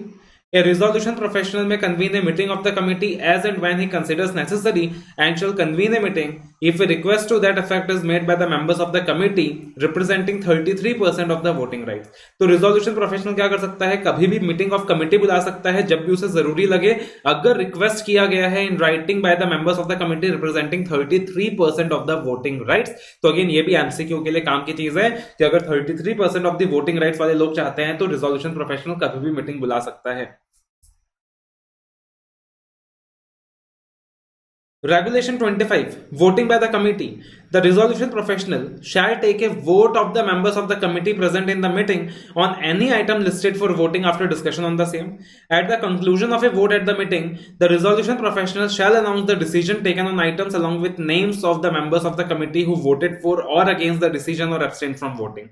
ज्यादा काम का नहीं है, बिल्कुल प्रोसीजरल है, राइट कि जब भी किसी पार्टिकुलर मैटर पे वोट होगा और वो कंक्लूड हो जाएगा, वोटिंग कंक्लूड हो जाएगी, तो रिजोल्यूशन प्रोफेशनल को अनाउंस करना पड़ेगा क्या डिसीजन लिया गया है, किन लोगों ने उस चीज के फेवर में वोट किया, किन लोगों ने उस चीज के अगेंस्ट में वोट किया और किन लोगों ने वोटिंग से एब्सटेन किया. तो ज्यादा काम का नहीं है. Regulation 25A, voting by the authorised representative. तो अब जो ऑथराइज्ड रिप्रेजेंटेटिव है जो जाता है और वोट कास्ट करता है फाइनेंशियल क्राइटर की जगह, तो अल्टीमेटली फाइनेंशियल क्राइटर क्या करता है, अपनी जगह ऑथराइज्ड रिप्रेजेंटेटिव को भेजता है to go and cast his vote. तो अकॉर्डिंगली वो क्या करेगा, किस तरीके से वोटिंग करेगा, the authorised representative shall cast his vote in respect of each financial creditor or on behalf of all financial creditor he represents in accordance with the provisions of subsection 3 और subsection 3A और section 25A as the case may be. तो जिस financial creditor को represent कर रहा है वो accordingly उसके अकॉर्डिंगली वोट करेगा, उतना ही वोटिंग शेयर इसको मिलेगा. अगर वो मल्टीपल फाइनेंशियल क्रेडिटर्स के बिहाफ में गया है तो उन फाइनेंशियल क्रेडिटर्स में जो मेजोरिटी डिसीजन है, जो भी मेजोरिटी डिसीजन है उसके अकॉर्डिंगली क्या करने वाला है, ऑथराइज्ड रिप्रेजेंटेटिव अपना वोटिंग कास्ट करने वाला है. अब ये जो अमेंडमेंट्स था ना आईबीसी कोड के अंदर, ये तो था टाइम पास. मैं बताऊं एक भी अमेंडमेंट काम का नहीं था, एक भी अमेंडमेंट काम का नहीं था, सिर्फ ये 40th डे वाला पॉइंट काम का था. अब जो हम लोग पढ़ने वाले हैं ना ये काम का है. Regulation 40A and 40B, this is the only amendment जो आईबीसी कोड में आई विल से काम का है. तो देखना आईबीसी कोड के अंदर ना एक मॉडल टाइमलाइन दिया हुआ है for carrying out various activities in CIRP. अब अल्टीमेटली अगर अपने को जो प्रोसेस है वो विद इन 180 डेज खत्म करना है, 180 डेज या फिर +90 +60, तो वो जो टाइमलाइन दिया हुआ है उस टाइमलाइन के अंदर अगर अपने को आईबीसी प्रोसेस खत्म करना है तो अकॉर्डिंगली ना हर एक एक्टिविटी का एक टाइमलाइन होना जरूरी है. तो वो जो टाइमलाइन है वो अपने सिलेबस में नहीं है कि भाई उसके अंदर आईआरपी का अपॉइंटमेंट होता है, आरपी का अपॉइंटमेंट होता है, देन इंफॉर्मेशन मेमोरेंडम इशू किया जाता है. तो अलग अलग चीजें होती हैं, अलग अलग एक्टिविटीज होती हैं और हर एक एक्टिविटी का एक टाइमलाइन है कि इतने टाइमलाइन के अंदर आप इंफॉर्मेशन मेमोरेंडम इशू कर दीजिए, इतने में आईआरपी को अपॉइंट कर दीजिए, इतने में आरपी को अपॉइंट कर दीजिए. तो हर किसी का ना एक मॉडल टाइम फ्रेम है जो अपने सिलेबस में नहीं है. लेकिन टू एंश्योर कि वो जो मॉडल टाइमलाइन है वो कंप्लाई हो रहा है और चीजें टाइम के अकॉर्डिंग हो रही हैं, तो अकॉर्डिंगली यहाँ पे ना 6 सेट ऑफ फॉर्म्स प्रिस्क्राइब किया गया है CIRP-1 टू CIRP-6 कि जैसे ही कोई स्पेसिफिक एक्टिविटी कंप्लीट होता है तो हर एक स्पेसिफिक एक्टिविटी के अगेंस्ट एक स्पेसिफिक फॉर्म है ना। तो there are specific activities in the IBC code और हर एक स्पेसिफिक एक्टिविटी के अगेंस्ट एक फॉर्म होगा CIRP-1 से 6 के बीच। तो क्या बोला गया कि जैसे ही आप एक स्पेसिफिक एक्टिविटी खत्म करते हो, वैसे ही जो उसका स्पेसिफिक फॉर्म है CIRP-1 से 6 के बीच, वो 7 डेज के अंदर ना अथॉरिटी को सबमिट कर दीजिए ताकि अथॉरिटी को पता चल जाए कि अच्छा जी ये अथॉरिटी कंप्लीट हो गया। ठीक है, that is what they have said. तो देखना है यहां पे वाइट सर्कुलर नंबर पढ़ने की जरूरत नहीं है। Under regulation 40A of the IBBI regulations 2016 provides a model timeline for carrying out various activities envisaged in a CIRP process. Regulation 40B of the CIRP regulations require an interim resolution professional to file a set of forms CIRP-1 to CIRP-6 within 7 days of the completion of specific activities to enable monitoring progress of CIRP. This implies that a form CIRP-1 to CIRP-6 would not be filed until the related activity is not completed. तो ultimately CIRP-1 से 6 कब file होगा? जब वो activity complete हो जाएगी। अच्छा, RP को अपॉइंट कर दिया, ये वाला CIRP फॉर्म फाइल कर दो। आरपी अपॉइंट कर दिया, ये वाला CIRP फॉर्म फाइल कर दो। इंफॉर्मेशन मेमोरेंडम इशू कर दिया, ये वाला CIRP फॉर्म फाइल कर दो। लेकिन आप सोच के देखो, अगर एक्टिविटी कंप्लीट ही नहीं हो रहा तो CIRP फॉर्म फाइल भी तो नहीं हो रहा। एक्टिविटी कंप्लीट हो रहा है तब तो CIRP फॉर्म फाइल हो रहा है, उससे पता चल रहा है कि हाँ जी एक्टिविटीज आर इन प्रोसेस। लेकिन अगर CIRP फॉर्म फाइल नहीं हो रहा तो उससे भी तो हमें पता नहीं चल रहा कि चीजें सही से हो रही हैं कि नहीं हो रही। तो अब एक नया फॉर्म फिर से उन्होंने डाला CIRP-7। बोला जो भी ड्यू डेट था for the completion of activity, अगर उस ड्यू डेट तक वो एक्टिविटी कंप्लीट नहीं हुआ है ना, तो आप CIRP-7 फाइल कर दीजिए विद इन 3 डेज। मान लीजिए लेटस से जो भी कैलकुलेशन वगैरह करते थे हम लोग डेज का, तो वो डेज का कैलकुलेशन वगैरह करके ऐसा बनता है कि 15 सितंबर तक इंफॉर्मेशन मेमोरेंडम इशू हो जाना चाहिए, बट 15 सितंबर तक इंफॉर्मेशन मेमोरेंडम इशू नहीं हुआ। That was the due date for the issuance of information memorandum. तो CIRP-7 3 डेज के अंदर फाइल कर दीजिए, यानी 18 सितंबर तक फाइल कर दीजिए। सिर्फ इतना ही नहीं, उसके बाद हर 30 डेज में CIRP-7 फाइल करते जाइए, हर 30 डेज में। मतलब 18 सितंबर को तो फाइल किया ही था, फिर अकॉर्डिंगली 17 अक्टूबर तक CIRP-7 फाइल कर दीजिए, राइट। फिर अकॉर्डिंगली 16 नवंबर तक CIRP-7 फाइल कर दीजिए, फिर अकॉर्डिंगली वो 15 दिसंबर या 16 दिसंबर जो भी डेट बनता है वहां तक CIRP-7 फाइल कर दीजिए। मतलब एक बार एक्टिविटी कंप्लीट नहीं हुई तो उसके 3 डेज के अंदर, ड्यू डेज के 3 डेज के अंदर CIRP-7 फाइल कर दीजिए ताकि अथॉरिटी को पता चल जाए कि एक्टिविटी कंप्लीट नहीं हुआ है, और उसके बाद हर 30 डेज के अंदर CIRP-7 फाइल करते जाइए। सो this is something very important for MCQ। तो देखना ये टेबल के थ्रू इसको एक्सप्लेन किया हुआ है। तो यहाँ पे 4 कॉलम्स हैं, serial number, activity requiring filing of form CIRP-7 if not completed by the specified date, timeline for filing form CIRP-7 for the first time, या फिर timeline for subsequent filing of form CIRP-7। तो मान लीजिए public announcement नहीं हुआ है। Public announcement कब तक करना पड़ता है? तो बोला गया कि जब रिजोल्यूशन प्रोफेशनल का अपॉइंटमेंट होता है ना, वो इमीडिएटली पब्लिक अनाउंसमेंट करता है। इमीडिएटली का मतलब होता है वहां पे 3 वर्किंग डेज के अंदर, कि जो भी रिजोल्यूशन प्रोफेशनल होता है वो अपने अपॉइंटमेंट के 3 दिन के अंदर पब्लिक अनाउंसमेंट करता है। तो basically what happens is that कि जो इंसॉल्वेंसी कमेंसमेंट डेट होता है उसको हमने डिनोट किया यहाँ पे एज ए T, और इंसॉल्वेंसी कमेंसमेंट डेट ही वो डेट है जिस दिन रिजोल्यूशन प्रोफेशनल का अपॉइंटमेंट होता है। तो कुल मिलाकर कहानी क्या हो गया कि जो इंसॉल्वेंसी कमेंसमेंट डेट है उसके 3 डेज के अंदर पब्लिक अनाउंसमेंट करना होता है ना। तो यहाँ पे जहां पे T लिखा हुआ है it means the insolvency commencement date. तो पब्लिक अनाउंसमेंट नहीं हुआ in T+3 days, because ideally T+3 days में पब्लिक अनाउंसमेंट हो जाना चाहिए था। जिस दिन इंसॉल्वेंसी प्रोसीडिंग्स कमेंस हुआ उसके 3 डेज के अंदर पब्लिक अनाउंसमेंट हो जाना चाहिए था। या फिर आरपी का अपॉइंटमेंट नहीं हुआ है इन T+30th डे, तो इंसॉल्वेंसी प्रोसीडिंग्स कमेंस हो गया, उसके बाद 30 डेज पार हो गए, आरपी का अपॉइंटमेंट नहीं हुआ। इंफॉर्मेशन मेमोरेंडम इशू करना पड़ता है with in 51 days of public announcement. तो 51 डेज पार हो गया पब्लिक अनाउंसमेंट को, लेकिन अभी तक भी इंफॉर्मेशन मेमोरेंडम इशू नहीं हुआ। तो ये तो हो गया सर एक्टिविटीज का लिस्ट। अब अपने को देखना है what is the timeline for filing CIRP-7। तो जो भी ड्यू डेट है +3 डेज। तो यहाँ पे ड्यू डेट क्या था? मान लो पब्लिक अनाउंसमेंट अपने को करना था लेट अस से 18 सितंबर को, 15 September was the insolvency commencement date, तो इसमें हमने +3 कर दिया, यानी ड्यू डेट क्या हो गया 18 सितंबर। तो 18 September is the due date जहां पे पब्लिक अनाउंसमेंट हो जानी चाहिए थी, है ना। अब 18 सितंबर ड्यू डेट है, तो इसके 3 डेज तक CIRP-7 फाइल करना है, यानी +3, यानी 21 सितंबर तक CRP 7 यहाँ पे फाइल करना है। 21 सितंबर तक यहाँ पे CRP 7 फाइल करना है। तो अब यहाँ पे 21 सितंबर क्या हो गया, एक्स हो गया। 21 सितंबर क्या हो गया, एक्स हो गया। तो अब बोला गया सब्सिक्वेंट फाइलिंग का क्या टाइम होगा, x + 30th day, x + 60th day, x + 90th day, and so on till the activity is completed. Similarly appointment of RP is not made by T + 30th day, तो accordingly हम क्या निकाल लेंगे, यहाँ पे T हमें पता है 30th डे, तो अकॉर्डिंगली हम ड्यू डेट निकाल लेंगे। तो ड्यू डेट प्लस 3 डेज तक CRP 7 फाइल करना है, और फिर जो डेट निकल के आती है वो है x, तो x + 30th day, x + 60th day, x + 19th day हमें सब्सिक्वेंट फाइलिंग्स ऑफ CRP 7 करना है। तो इस तरीके से यहाँ चार्ट के थ्रू इन्होंने पूरा प्रोसेस को एक्सप्लेन किया हुआ है। तो ये एग्जाम के लिए इंपॉर्टेंट हो सकता है, इसको आप ध्यान रख लेना, है ना। तो IBC कोड के अंदर this is the only amendment that you need to remember. तो लॉ के अंदर ऐसा जब देखोगे कुछ खास अमेंडमेंट्स नहीं है, जनरली प्रोसीजरल है। आरटीपी के थ्रू कुछ चीजें आई हैं और कुछ चीजें ऐसे स्टडी मैट के थ्रू आई हैं। आईबीसी में एक आधा काम का अमेंडमेंट है, सेबी लोडर के अंदर एक आधा काम का अमेंडमेंट है ना। तो यू से दैट आईबीसी के अंदर कुछ एक दो काम का है, सेबी लोडर के अंदर एक दो काम का है, डायरेक्टर्स बोर्ड मीटिंग के चैप्टर में डोंट थिंक कुछ काम का है, रूल 6 के अंदर जो एडिशन था वो काम का है, exemption from online proficiency self assessment test, rule 4 omit हो गया था, उसमें कुछ सिग्निफिकेंट था नहीं। सेबी लोडर के जो अमेंडमेंट्स है वो ऑडिट में भी एप्लीकेबल है, लॉ में भी एप्लीकेबल है, तो एनीवेज आपने एक जगह पर है। इन्वेस्टिगेशन का जो अमेंडमेंट था आई विल से इतना काम का नहीं था, इतना ज्यादा खास नहीं था। काउंसलेशन प्रोसीडिंग्स के अंदर भी जो अमेंडमेंट आई विल से इतना काम का नहीं है। पॉमला के अंदर जो अमेंडमेंट्स हैं वो काम के हैं, राइट। पॉमला के अंदर जो अमेंडमेंट्स है वो काम के हैं, मेनली पॉमला वाला अमेंडमेंट इंपॉर्टेंट है। उसके अलावा अगर हम बात करें तो सेबी लोडर के अमेंडमेंट्स इंपॉर्टेंट है, आईबीसी का ये जो रेगुलेशन है वो काम का है। बाकी जो अमेंडमेंट शीट है एनीवेज 14-15 पेज का ही है, तो अच्छे से कंप्लीट कर लीजिए। इस वीडियो के अंदर भी हमने मुश्किल से 1.25 घंटे के अंदर सारे अमेंडमेंट्स कवर अप कर दिए हैं, तो एक बार इस वीडियो को अच्छे से आप क्या कर लीजिए, गो थ्रू कर लीजिए, है ना। बिकॉज अगर एग्जाम के अंदर 4-5 नंबर भी आ जाए यहाँ से, तो इट जस्ट लाइक कि 1.25 घंटे का वीडियो देखकर आपको 4-5 नंबर मिल गया, 8 नंबर मिल गया, जो भी एग्जाम में आता है। So again you don't need to take the tension of amendments, because आप देख सकते हो कि अमेंडमेंट्स क्या है, बहुत ही ज्यादा मैनेजेबल है।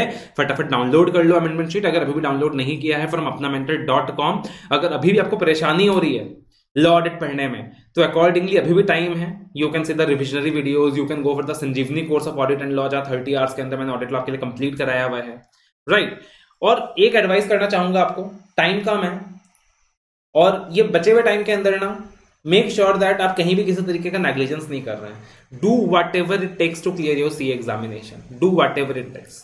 आपको मल्टीपल रिविजन्स की जरूरत है, अपने आप को दरवाजे में बंद करें, रिविजन्स करें, टेस्ट दें, राइट, पेपर सॉल्व करें, क्लासेस लें, जो करना है करें, बट मेक श्योर कि आपको एग्जाम जरूर क्लियर करना है। बिकॉज जो अटेम्प्ट की वैल्यू है ना, उसको आप रियलाइज नहीं कर सकते। What is the value of the attempt? आप जिस दिन सीए बनोगे उस दिन रियलाइज करोगे कि यार उस अटेम्प्ट की क्या वैल्यू थी। तो जो भी बचा हुआ टाइम है उसको अच्छे से यूटिलाइज करें and make sure that you clear your examination in the upcoming attempt only.